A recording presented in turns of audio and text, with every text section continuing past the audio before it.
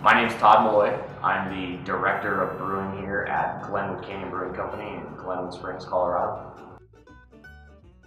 You know, I was allowed to drink beer at a pretty young age, so that obviously helped. so yeah, it was really.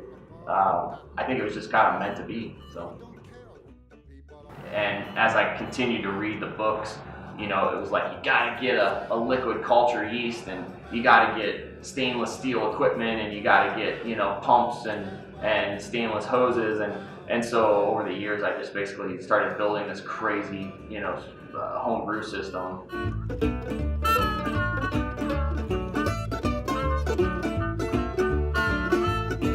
Yeah, so really it's quite easy if you buy a kit, but I always caution people, like when they first get a kit, to try to get a really good yeast. And the liquid yeasts are the best yeast to get. So if you're using a dry yeast, similar like a bread yeast, it's really hard for the yeast to get going. So either build a starter like you would for, you know, like a baking bread, and pitch that into the beer, or go out and actually get a liquid yeast strain. That's really what's going to make good beer.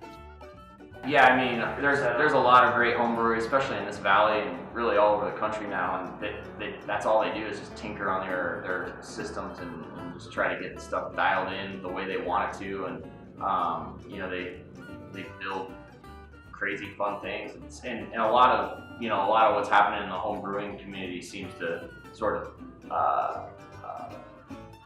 influence or rub off on some of us professional brewers. You know, certainly some of the recipes that are coming out, and some of the equipment even too. Like somebody will see something that a home brewer is doing that isn't quite set up yet in a production brewery, but then they're like, well, if there's a will, there's a way. You know, like you can dial anything in. If it's working and make really good beer on a home brew size, you can do it on a professional size too. So I would say a lot of the newer breweries that are starting up, they're doing a killer job, because they're most of those people have either come from home brewing anymore. Some of them are coming from some of these bigger breweries, mega breweries, and kind of working their way backwards into the craft scene.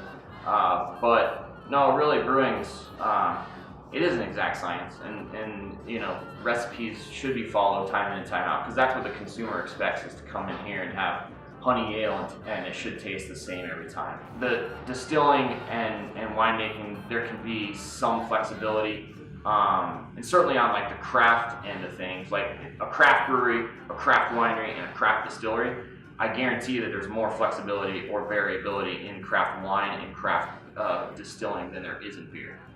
Another round. Another round. Another round. Another round. Another round.